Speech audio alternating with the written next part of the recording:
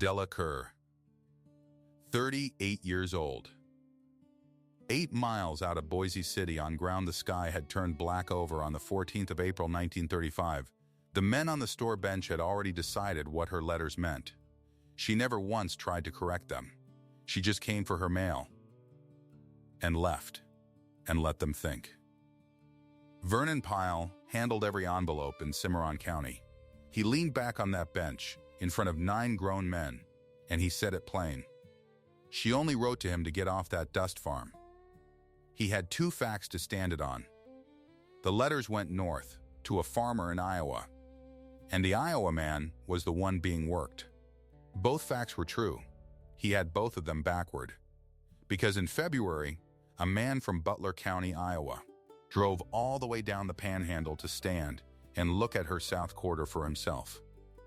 And what he saw in a March wind changed which one of them was being saved. But I'm getting ahead of it. Let me cut back. If you believe love is built with 2 pairs of hands, this story is for you. You're watching Forgotten Furrows. If a story like this is worth an hour of your evening, do me one small thing. Subscribe so the next one finds you. And tell me in the comments what city you're watching from tonight. I read every one. Now back to Della, and the land nobody could see her saving. Tom Kerr broke that ground. 320 acres, quarter by quarter, with a team and a one-way disc, and a young man's certainty that the rain would always come back. He broke it, and he farmed it, and in the winter of 1934, he died on it. Pneumonia, the doctor said, though Della knew it was more than lungs. It was watching the topsoil he'd turned lift up off the fields and walk away on the wind. A man can carry a lot. He could not carry that. She stayed. That's the first thing you have to understand about her. Every reasonable voice in her life told her to sell what she could, take the cash and go back to people. Her sister and Enid had a spare room. The bank would have taken the note off her hands and been glad. But Della Kerr looked at 320 acres of ruin, and instead of leaving, she signed her name to a piece of paper almost nobody in the county understood. It was a demonstration agreement with the Soil Conservation Service. A young agent named Roy Halstead had come out in a government truck with maps and a level and a way of talking that made grown farmers roll their eyes. He said the land wasn't dead. He said it was sick, and it was sick because of how it had been farmed, and it could be brought back. Not fast. Not this year. But brought back.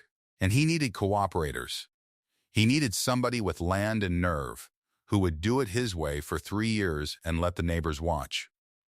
Most everybody laughed him off. Della didn't laugh. She signed. And here is what nobody driving past could see. Because from the road, in the spring of 1935, the Kerr place still looked like every other blown-out quarter in Cimarron County. Fence lines drifted, a gray house, a woman alone. What they couldn't see was the work. She stopped plowing the old way. That first thing alone made the men shake their heads. Tom had dissed that ground into fine powder, the way everybody did, the way their fathers had. Della quit it cold. Halstead taught her to list on the contour instead. You run your furrows around the slope, not up and down it, following the lay of the land like water would. So when the rain finally came, it had somewhere to sit and soak instead of running off and taking the field with it. The furrows caught the wind too. They held the soil down instead of letting it lift. It's slow, careful, stubborn work. You cannot rush a contour. You read the ground, and you go where it tells you. And it takes twice as long as a straight row, and at the end of the day you have nothing a stranger would call progress. But she did it. Quarter by quarter, she did it. Then came the terraces. Long, low ridges of earth thrown up across the slope to break the water and slow it, and make it drop what it carried. She and Halstead staked them by eye and by level, and she built them. And a hard rain that would have cut a gully across a neighbor's field ran into Della's terraces and just stopped, and pooled, and sank. Free water, held on the land instead of thrown away. But you had to be standing right there in a storm to understand what that meant. Nobody was standing there. Nobody but her. And the trees. This is the part I love most. There was a program, the Prairie States Forestry Project, that would send you seedlings to plant a shelter belt. Rows of trees, set close, running north to south, to break the wind before it could get a grip on your fields. Della put in for 3 miles of it. Cottonwood and Chinese elm and Russian olive. Hackberry. Red cedar. Thousands of little sticks of hope, no taller than a coffee cup. They came in the care of a CCC crew. Young men, town boys and farm boys the Depression had swept up and set to work. And they came out to the Kerr place to dig and plant. And Della Kerr fed them. Every noon, for the better part of a month, she cooked for that crew at her own table, with money she did not have to spare. Beans and cornbread and whatever the garden gave, and coffee, always coffee, because a working man needs it, and she would not send them back to the trees without it. They set out 3 miles of shelter belt, and she watered it by hand through the dry, hauling in the wagon barrel, keeping the little sticks alive one at a time. Now, add it up the way she had to. 3 years of a demonstration agreement. 3 years of doing everything the slow, right, invisible way. 3 years of near-nothing income, because contoured ground in a drought does not throw off a cash crop, and terraces and trees do not pay a note. She was pouring what little she had into land that would not thank her until 1955. She knew that. She'd made her peace with it. She was building something her own eyes might never fully see, on faith and a green government field book and pure Kerr stubbornness. You had to love her before you heard the bench. So now you have. Now let me tell you how the bench got hold of her. It started with a notice in a farm weekly out of Topeka. Della didn't go looking for it. It found her, the way those things do, folded in among the seed ads and the auction bills. A matrimonial notice. A widower up in Iowa, it said, 44. 160 acres, sober and settled, wishing to correspond with a Christian woman of good character. There was an address. And Della Kerr, who had not spoken more than 100 words to a grown man since Tom died, sat at her table one long February night with the lamp burning down and answered it. Once, just to reply, just to see. She would have told you it meant nothing. She'd have told you she wrote back the way you'd wave at a train. But she sealed the envelope and she carried it to town. And that is where the trouble began. Because in Boise City, there was no such thing as a private envelope.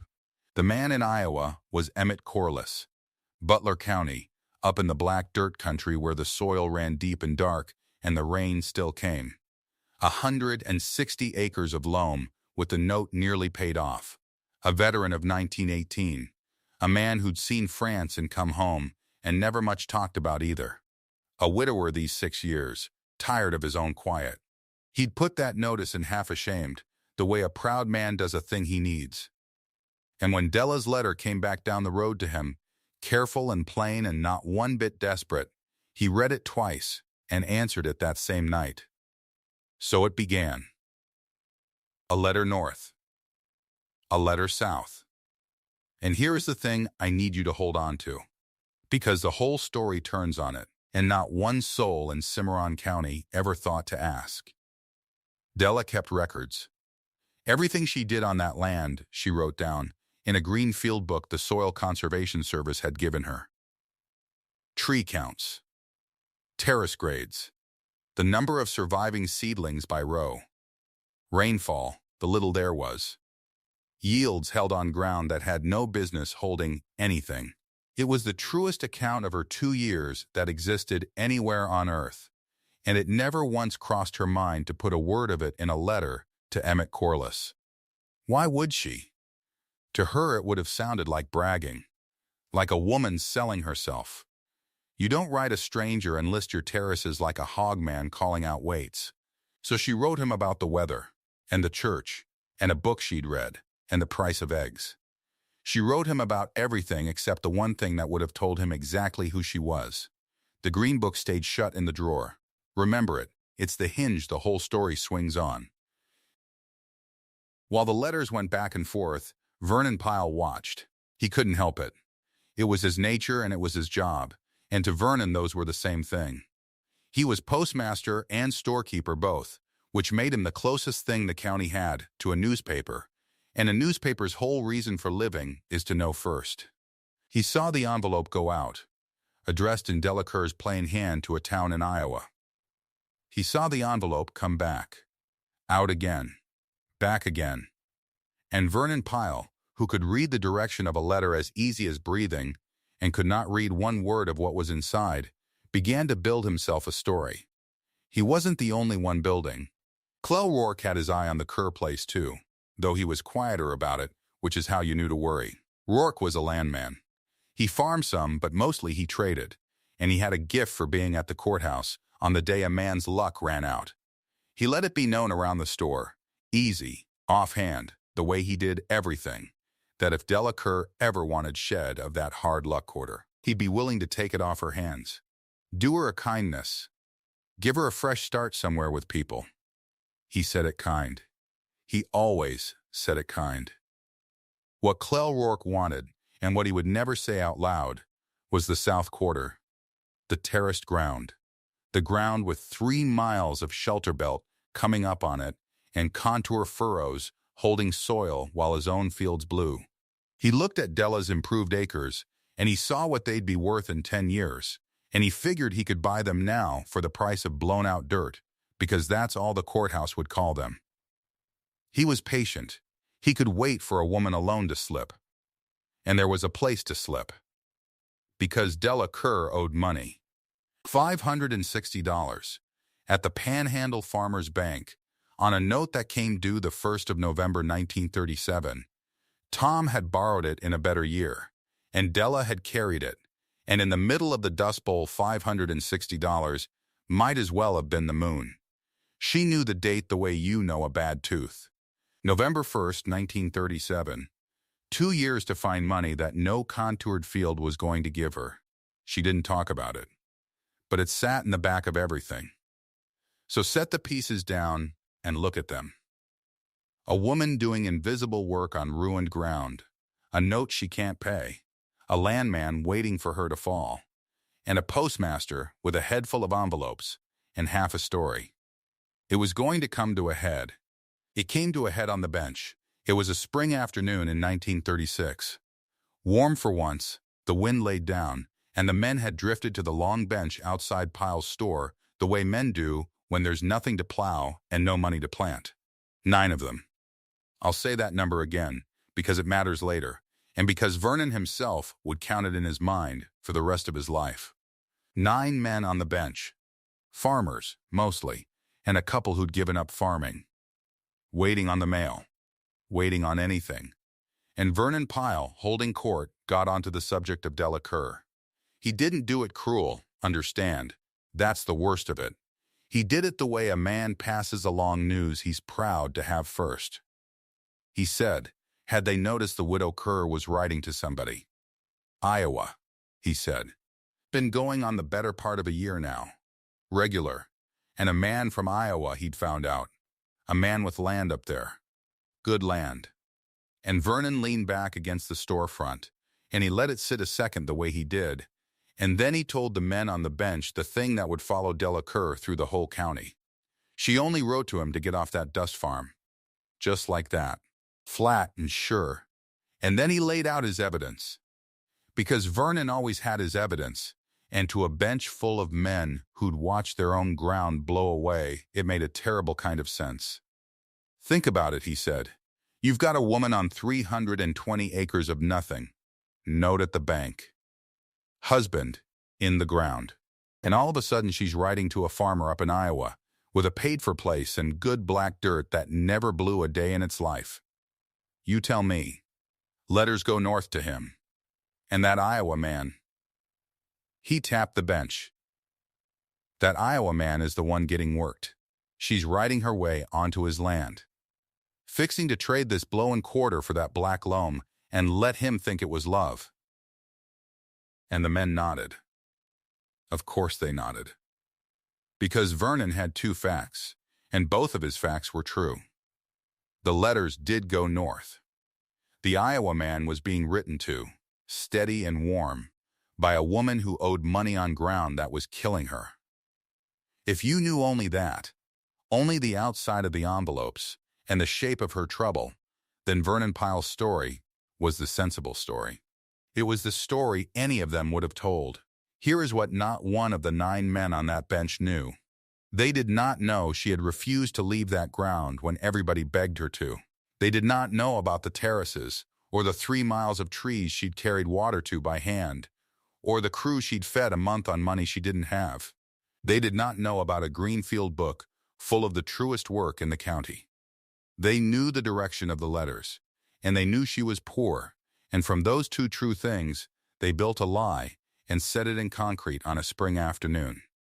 And then Della Kerr came for her mail. She came up the road in the wagon, plain dress, sun-worn face, and she stepped down and started for the store door. And the men on the bench went quiet the way men do, which is the loudest thing quiet ever is. And she caught the tail of it. Not the whole thing, just the end of Vernon's sentence, and the shape of the silence that dropped when they saw her, and every eye that slid off her and studied its own boots. She knew. She was a smart woman, and she'd lived in that county her whole life, and she knew exactly what had just been said about her, near enough. And Della Kerr had a choice, right there in the road, with 9 men and a postmaster watching. She could have set them straight. She could have said, "You fools, I refuse to leave that land. I've built terraces you couldn't dream up. I've got 3 miles of trees coming, and a book that proves every acre of it." She could have defended herself.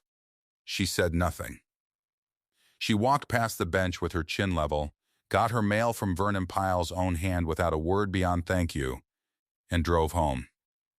And the bench watched her go, and to the bench her silence was the last nail. Guilty women don't argue. See how quiet she is. See how she can't look at us. Vernon had it right. She's riding her way off that dust farm, and shame on her. That was Della's blind spot, and it cost her. She believed the work should speak for her. She believed that a person who explains herself is a person with something to hide, and that the honest thing was to put your head down and let the land answer in its own time. It was a kind of pride, and it was a kind of dignity, and it was, that afternoon, a mistake. Because the land could not stand up on the bench and testify. Only she could. And she would not. So the county's verdict was set, and she carried it home in silence, and let it be. The reading traveled the way those things travel. From the bench to the kitchens, from the kitchens to the church steps, until half of Cimarron County knew as a settled fact that the widow Kerr was scheming an Iowa farmer out of his good land. And a version of it, thinned out and softened, even drifted north. Not the words, but the shape. A dust farm widow. A woman with nothing, writing to a man with something, and that shape got into Emmett Corliss. Not cruelly. Emmett wasn't a cruel man. But he was a man, and a man likes to think he's arriving with something in his hands. He read Della's letters, warm and plain and steady, and he set them against the one thing everybody seemed to agree on, which was that she was down on her luck on ruined ground. And a picture formed in Emmett Corliss that was every bit as wrong as Vernon Pyle's, only kinder. He pictured a good woman drowning. He pictured himself as the shore. So in the spring of 1936, Emmett Corliss wrote Della Kerr his first real letter. Not weather, not eggs, a proposal. He laid it out plain and decent the way he did everything. He had a good place, near clear of debt. Black ground that had never blown. He was lonesome, and he judged she was too, and there was no sense 2 lonesome people staying that way in hard times. Come to Iowa, he wrote. Leave that blowing ground behind you. Come where the rain still falls and start again, with him. He meant it as the best gift he had. Come and be saved. Della read it at her kitchen table, and something in her went very still, and then very hard. Because she heard it. Under the kindness, she heard the same thing the bench had said. Leave that blowing ground behind you, as if the ground were her shame. as if the best thing anybody could imagine for Della Kerr was to be lifted up out of her own life and carried off to easier dirt. Emmett Corliss, 3 states away, a decent man she'd started to care for, had looked at her and seen the exact same drowning woman the whole county saw. Somebody to rescue. And she refused him.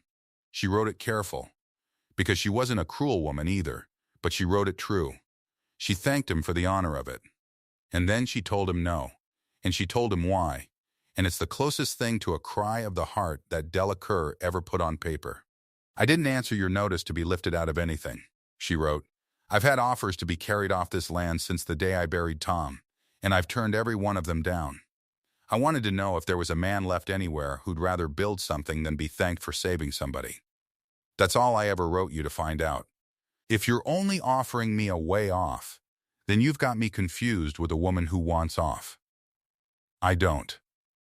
She sealed it. She sent it north. And she believed, sealing it, that she'd likely just ended the whole thing, and she told herself that was fine, and she was lying to herself, and she knew it. The pain of that letter turned, over the next weeks, into something harder and better.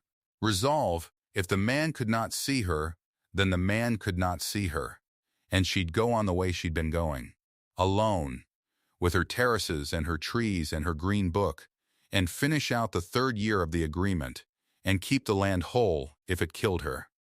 She set her jaw, and she went back to work. And she couldn't quite let go all the way. That was the thing.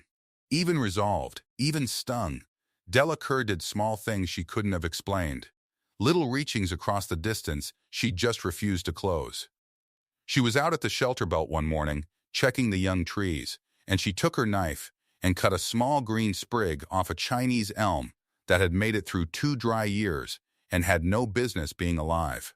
She pressed it flat between the pages of the Bible and dried it, and later, in a letter that was supposed to be just news, she slid that flat-pressed cutting into the envelope without a word of explanation and sent it north. A dead-looking gray woman on a dead-looking gray farm, mailing a man a living green leaf. She'd have told you it was nothing. Another time she mentioned, offhand, buried in a paragraph about the garden, the coffee tin she kept on the high shelf. Save seed, she wrote. Sorghum and a little corn, the best heads off the best plants, put back every year for the next. She didn't make anything of it. But you don't save seed to leave a place. You save seed for a future you intend to be standing in. She told him that without knowing she was telling him anything, and Emmett Corliss, reading it up in Iowa, would come to understand it long before she did. Because Emmett hadn't stopped. That's the part she didn't know yet. Her refusal had landed on him like a hand on the chest, and instead of driving him off, it had turned him around. A man who'd rather build than be thanked. He read that line over until he had it by heart, and it shamed him, gently, the way only a true thing can. Because he'd meant to be kind and she'd shown him he'd been condescending, and he was honest enough to feel the difference. He kept writing, carefuler now. And she, against her own resolve, kept writing back. Meanwhile, the clock ran. Down at the bank, the note wasn't getting any younger, and neither was Della's chance of paying it, and in the store Clell Rourke kept his easy watch, letting it be known he was a patient, kindly man who'd help a widow out whenever she was ready to be helped. The county still had her tried and convicted. Vernon Pyle still told the bench line to anybody who'd sit still. And by now it wasn't even news. It was just a known thing about the widow Kerr, the way the color of the sky was a known thing. And then it was fall, 1936, a year near enough since the bench. And Emmett Corliss wrote Della a second time and asked her a second time to marry him and come north. He asked better this time. He'd learned something. But it was still, at the bottom of it, the same ask. Because he still couldn't see the thing she'd never shown him. He still thought the kindest future he could offer her led away from that ground. He didn't know about the Green Book. How could he? She'd never written a word of it. To him she was still, God help him, a good woman on bad land, and he was still, in his own decent heart, the shore. Della read the second letter at the same table, by the same lamp, and this time she did not reach for paper to write another careful, wounded refusal. She'd done that once. It hadn't told him anything, because she'd left out the only thing that would. She got up. She went to the drawer.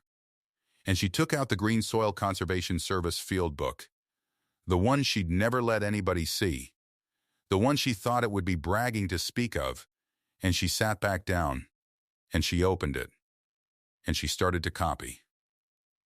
The contour grades, quarter by quarter. The surviving tree count, row by row, 3 miles of it. The yield she'd held on ground that should have blown clean to Kansas, set down in her own plain figures next to the rainfall that should have made them impossible. Everything. Every true, invisible, unbragged-about thing she'd built in 2 years alone. She copied it out onto clean sheets in her careful hand, page after page, the lamp burning down the way it had the first night she'd ever answered his notice. And when she was done, she didn't write a refusal, and she didn't write an acceptance. She wrote one line under all those figures, and it was the boldest thing Della Kerr had ever done, because it meant showing a man the work instead of hiding behind it. "You keep asking me to leave it," she wrote. "Come look at it first." She folded the copied pages around that one line. She sealed the envelope, and she sat there a long moment in the failing lamplight with it in her hand. This woman who thought showing her own worth was a sin, holding out the proof of it to a man 3 states away who had twice tried to save her from the very thing she was proudest of in all the world. Then she addressed it north, to Butler County, Iowa. And whatever came back down that road now, whatever Emmett Corliss made of those figures when he set them next to his own good black dirt, was out of her hands the second she let go of that envelope. She had no idea what she'd just set in motion. Neither did the bench. Neither did Clell Rourke, patient at the courthouse. Neither did Vernon Pyle, still counting envelopes and reading every one of them backward. But that letter was going to bring a man down the panhandle in a February wind. And when he stood in her south quarter and finally saw what she'd been building, everything the county thought it knew was going to turn clean over. The letter reached Butler County on a gray Tuesday. Emmett Corliss carried it in from the box unopened, the way he always did, and set it on the kitchen table while he pulled off his boots. He was a careful man. He did not tear at things. But when he saw how thick it was, he stopped with one boot half off. He had written her twice asking her to come north. Twice he had laid out the good black loam, the barn that didn't leak, the note nearly clear on 160 acres that had never once blown. Twice he had offered her the thing a drowning woman was supposed to want, a dry place to stand. And here was her answer, and it was too heavy to be a yes and too heavy to be a no. He opened it slow. Pages fell out. Not a letter. Figures, column after column, in a plain, careful hand. And it took him a long moment to understand what he was looking at, because it was the last thing on earth he expected from a woman he'd decided was going under. It was a farm record. Her farm record. Copied out of that green field book she'd never once mentioned. Contour grades. Terrace heights to the inch. A count of trees set out and a count of trees living. And down the right side, the yields. What she had pulled off ground the sky had turned black over on the 14th of April, 1935, set down next to the rainfall that should have made those yields flat impossible. Emmett Corliss had farmed loam his whole life. Good ground, forgiving ground.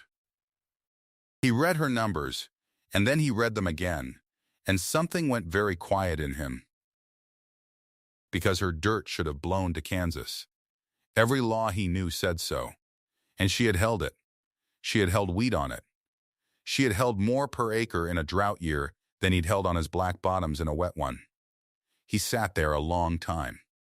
The coffee went cold at his elbow.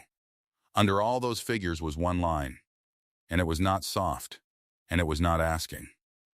"You keep asking me to leave it. Come look at it first." He got up. He walked out to his own barn in the dark and stood in it. His own place. The place he'd been so proud to offer her, like a man offering bread to somebody starving. And he understood, standing there among his good easy tools, that he had misread her from the first letter. He had built a woman in his head out of the dust in her return address, a widow needing carrying. The numbers in his kitchen said something else entirely. The numbers said she'd been building while he'd been pitying her. He went inside. He took down his own field book, the one he kept for his own crops, and he opened it to a clean page. And then Emmett Corliss did a thing he could not have explained to any man on any bench. He copied her contour figures into his own margins, her grades, her spacings, as if he might need them, as if a man farming the best ground in Iowa had something to learn off a woman farming the worst ground in Oklahoma. He did need them. That was the thing that had gone quiet in him. 3 states south, the county did not know any of this, and would not have believed it if you'd read it to them, off the page. Vernon Pyle still had the mail. And Vernon Pyle still had his story, and a man does not give up a good story just because the facts underneath it have started to shift where he can't see them. He still leaned back on the bench in front of the store. He still said it, when a new man came through and hadn't heard. The Kerr widow. She only wrote to him to get off that dust farm. He still laid out his 2 facts like a card player laying down a hand. Letters go north to a farmer in Iowa. That farmer is being worked. And 9 men still nodded, because 9 men had decided it in the spring, and it had gone hard, the way a verdict goes hard once it's been said out loud enough times. They had the direction of the envelopes exactly right. They had the reason inside them exactly backward. And out at the courthouse, Clell Rourke made his move. He did not go to Della. He did not have to. He went to the Panhandle Farmers Bank, and he bought her note off them outright. $560, due the 1st of November 1937, he bought the paper. Which meant the clock was no longer the bank's to be patient about. The clock was Clell Rourke's now. And Clell Rourke was a landman who had waited 2 years for the terraced South Quarter, and he did not intend to wait for November if he could help it. He knew what nobody on the bench had bothered to learn. He knew that conserved ground was worth 10 times blown ground in 10 years. He knew about the terraces. He'd ridden the fence line and seen the shelter belt holding.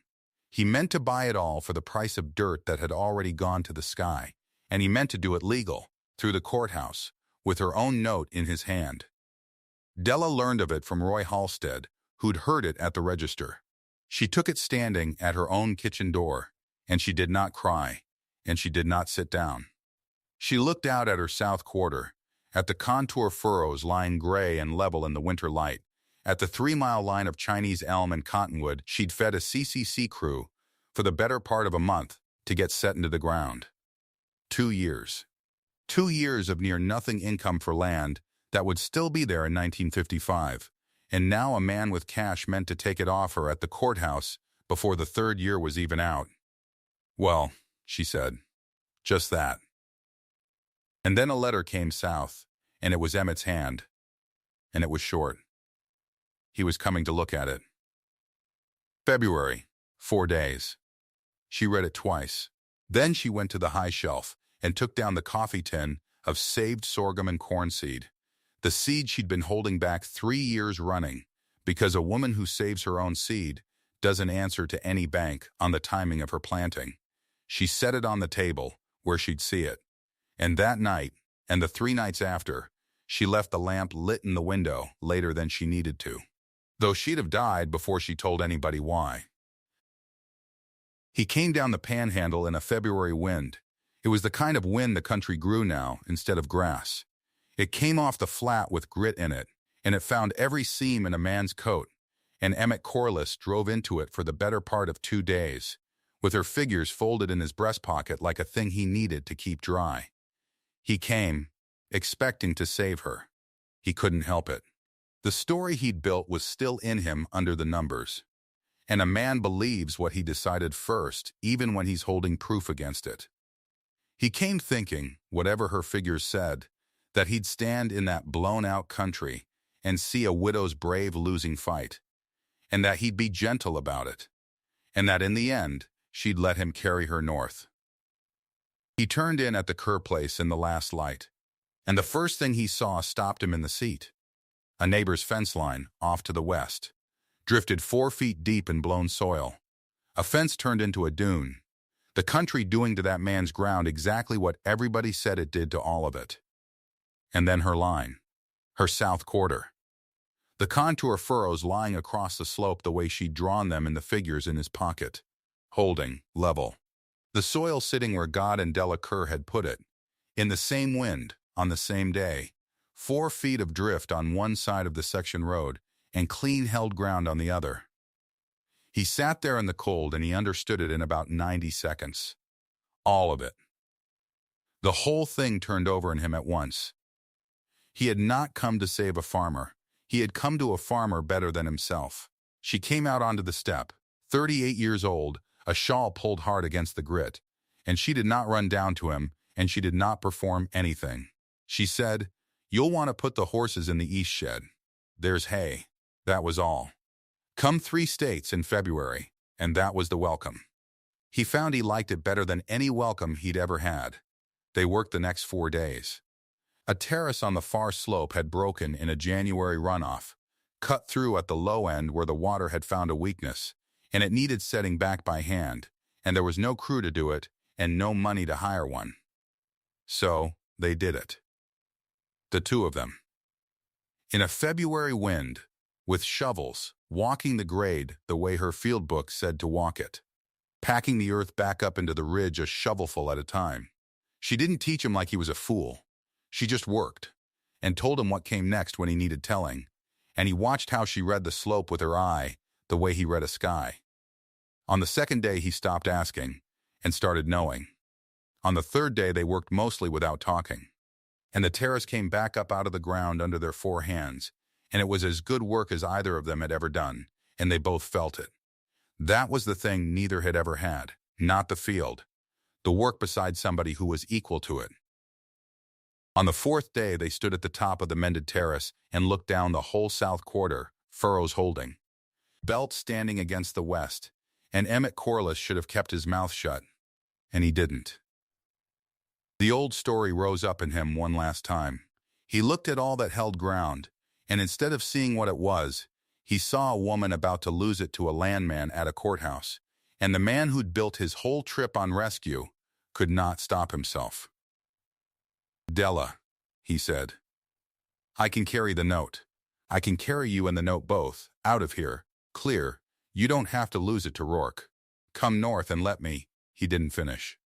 Because she turned, and he saw her face, and he understood he'd said exactly the wrong thing. The one thing. The very thing the whole county had decided about her. The pity, the carrying, the lifting out. And here it was again in the mouth of the one man she'd shown her book to. She was very quiet. That was worse than shouting. 4 days, she said. We just set that terrace back with our own hands, and you stood here and watched me read this ground, and you still think I need carrying off of it. I only meant, I know what you meant. It's what everybody means. Her voice didn't rise. Go back to Iowa, Mr. Corliss. Put your horses to in the morning, and go home. I have never once asked to be carried. Not by the bank, not by Rourke, not by you. I answered your notice to find out if there was a man left who'd rather build a thing than be thanked for saving somebody. Seems there isn't. Go on home. And Emmett Corliss, 44 years old, a veteran of 1918, a man who had gone over the top in a French field and come back, stood on a terrace in Oklahoma and could not find one word to say. So he went.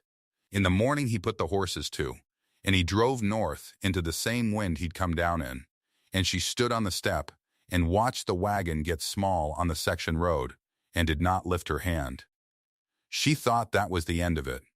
She had shown a man her book, the only man, the boldest thing she'd ever done, and he'd looked at all of it and still seen a woman to be saved. She went back in and put the seed tin up on the shelf and did not light the lamp late that night. She did not know Emmett Corliss. He drove 3 days north with her voice in his ears. Never once asked to be carried. And somewhere on the second day, the last of the old story burned out of him for good, and what was left was very plain and very hard to argue with. She was right. He'd come with something to offer, and she hadn't needed a bit of it. She'd needed the one thing he'd been too proud and too pitying to bring. A second pair of hands that knew the work. Not a rescue. A partner. And a partner does not send money. A partner does not send a lawyer to fight a note. A partner comes and puts his hands to the ground beside you. Emmett got home to Butler County, and he did not sit down to grieve, and he did not write her a soft letter. He walked his 160 acres of good black loam, the near-clear land he'd been so proud to offer her, the land that had never blown. And he made up his mind. He sold it. He sold the good black ground. The barn that didn't leak. The note nearly clear. A veteran's whole settled life on the best dirt in the county, sold off in a season, and the neighbors thought he'd lost his reason, and told him so, and he let them think it. Because he had finally understood the only argument that would answer the things she'd said on the terrace. She'd said no man would rather build with her than save her. There was exactly one way to prove her wrong, and it wasn't words, and it wasn't money. It was to sell Iowa and come do the work. By spring 1938, he had it all on a wagon. A plow, a seed drill, a churn, harness, tools, a man's whole life reduced to what one team could pull. And he pointed the team south, down out of Iowa, down through Kansas, down into the Oklahoma panhandle. Not away from the dust, into it. Toward the worst ground in the country, and the best farmer he'd ever stood beside. The men on the bench heard he was coming before he got there. Of course they did. Vernon Pyle knew everything that came through the mail, and a thing like this came through the mail. But it did not fit the story, and so they came out to see it with their own eyes. Because a man will not give up a 2-year verdict on hearsay. He has to watch it die. Dawn on the Boise City road. The 9 of them out at Pyle's rail before the store was even open, hats pulled down against the grit, and here came the wagon up the section road in the early light. They counted it as it passed. That was what they'd come to do. Count a plow, a seed drill, a churn, a loaded wagon, a good team, a man they'd never seen driving it, headed out the road that led to the Kerr place. Not the road out, the road in. Everything the bench had believed said the traffic ran the other way. She was writing herself off the dust farm and onto his Iowa land. That was the whole story. That was Vernon Pyle's story, told to 9 men in the spring of 1936 and told 100 times since. And here was Iowa, on a wagon, rolling the wrong direction, rolling in. Nobody said a word for a while. The wagon went by and got small toward the Kerr line, and the dust closed behind it. Then a younger man on the bench, one who'd nodded along with all the rest of it, because that's what you did, said the thing out loud that none of the older ones could make themselves say. That's Iowa on that wagon, Vernon. Pyle didn't answer him. Pyle, who read the direction of every envelope in the county and had never once read what was inside, sat on his own bench and watched a man drive a sold-out Iowa farm onto a dust widow's ground and found there was nothing at all in his story to explain it. The one thing his mail had never shown him. A man who sold good land to get to bad because of who was standing on the bad. He had had the letters going the right way the whole time. He'd just had the reason for them backward. Dead backward, in front of 9 witnesses for 2 years. Out at the Kerr place, it was quieter than the road. Roy Halstead had come. He'd brought the field book, the official one, the Soil Conservation Service Agreement in its folder, and he had it open on the tailgate of the wagon in the spring wind. Emmett Corliss had driven straight to the courthouse first and cleared the note. $560, paid, Clell Rourke's paper voided, the land whole and free into its 3rd and final agreement year. And now there was one more thing to sign. Halstead turned the agreement so Emmett could reach it, and Emmett Corliss took the pen and wrote his name in, under Della's name, on the demonstration agreement, not as a husband carrying a widow, as a cooperator. A second name on the same conservation contract, A second pair of hands promising the same work to the same ground. He arrived signing on as her partner. That was the whole of what he'd crossed 3 states and sold a farm to do. Clell Rourke stood at the fence. He'd come too. He had to. He had the voided note in his hand. The paper he'd bought off the bank, meaning to take terraces for the price of blown dirt. And now it was just paper. He stood at the fence and looked at the south quarter, at the furrows and the standing belt, at the ground he'd been so sure he'd buy cheap because he thought conserved land was worth what abandoned land was worth. He'd been the only man in the county smart enough to know that ground had value, and he'd been standing too far back to see it wasn't for sale at any price, because it wasn't dirt to the woman who'd built it. It was 2 years of her life. He was left holding cash and no acres. He didn't say anything either. He folded the dead note into his coat, and after a while he got in his car and drove off. And that was the end of Clell Rourke in this, a landman who'd waited 2 years and been beaten not at the courthouse but on the terraces, by the very work he'd been counting on nobody bothering to do. Della stood by the tailgate with Halstead's book open in the wind. She did not go to the fence to say anything to Rourke. She did not perform one thing for the benchmen she knew were out on the road, counting her husband to be's plow. All of that, the whole county's 2-year verdict, was just weather now, and she had learned a long time ago to keep working through weather. She turned to Emmett instead. He'd sold Iowa. He'd cleared her note without being asked. He'd signed his name under hers on the agreement as a builder and not a savior, which was the one and only thing she'd said on the terrace that no man would ever do.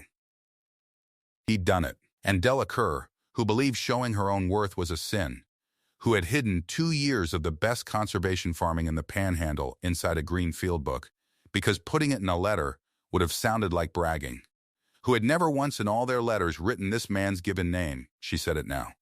Not a speech, not a thank you. 1 word. 5 letters. The boldest thing she had left to give, harder even than mailing the book. Emmett, that was all. That was the whole declaration. His name, said plain, in the spring wind, in front of the courthouse cleared line and the open agreement, and the ground she'd held against the whole sky. He heard everything in it that she'd never write. The external thing was finished. The note was cleared. The land was whole into its final agreement year. Rourke was gone. The story on the bench was dead on the road behind them. And it had all come undone in the same public place the wound had first been dealt, which is the only place a wound like that can ever really heal. She had warned him nobody would build with her. A man had sold good ground to prove her wrong. He had warned himself he was coming to save her. He'd stayed instead to be saved, from being the smaller farmer, the one who pitied what he should have studied. Both of them right. Both of them turned clean over. Spring 1938. The house was lit in the evenings now, and the table was set for 2. And out beyond the yard, the 3-mile shelter belt stood into a west wind that would once have taken the county to Kansas and now just moved through the elm and the cottonwood and went on, broken, harmless, past the held ground. Down in Boise City, a man came into Pyle's store for tobacco, one of the 9. And he stood at the counter a minute, and then he said the thing to the postmaster's face that the whole county had been saying behind its hand all spring. You had the letters going the right way, Vernon. He wasn't cruel about it. He didn't need to be. You had the reason backward, and Vernon Pyle, the man who knew first, who read the direction of every envelope in Cimarron County, and never once the meaning, had no answer for that either. He rang up the tobacco. That was all a man could do with a story that had turned over on him in front of 9 witnesses. 2 readings of the same woman, then, laid down side by side. The way you'd lay 2 years' rainfall next to 2 years' yield. The woman the whole bench believed was writing her way off a dust farm, and the woman, a man from Iowa, sold good black land to get onto. Same woman. Same letters going north, same letters coming south. Every fact the postmaster had was true. He just never once turned an envelope over to see that the pull ran the other way. That she wasn't fleeing anything, she was standing her ground, and the only thing she'd ever wanted off that farm was somebody who could see what was on it. The seal of it wasn't a wedding, and it wasn't a word. It was a book. The Green Soil Conservation Service field book, back in the kitchen drawer where it had always lived, the plain record of every invisible thing she'd built. And that spring, in the margin beside the surviving tree count from the 3-mile belt, Della Kerr wrote one sentence in her careful hand, and she wrote it only once, and she never showed it to a soul. 2 pairs of hands now. The belt held. So did we. She had never wanted off that farm. She had wanted somebody who could finally see what was standing on it. If you know a woman like that, one who built something quiet nobody bothered to look at until it was too big to miss, tell me where you're watching from. Just the town. That's all. Comment your city.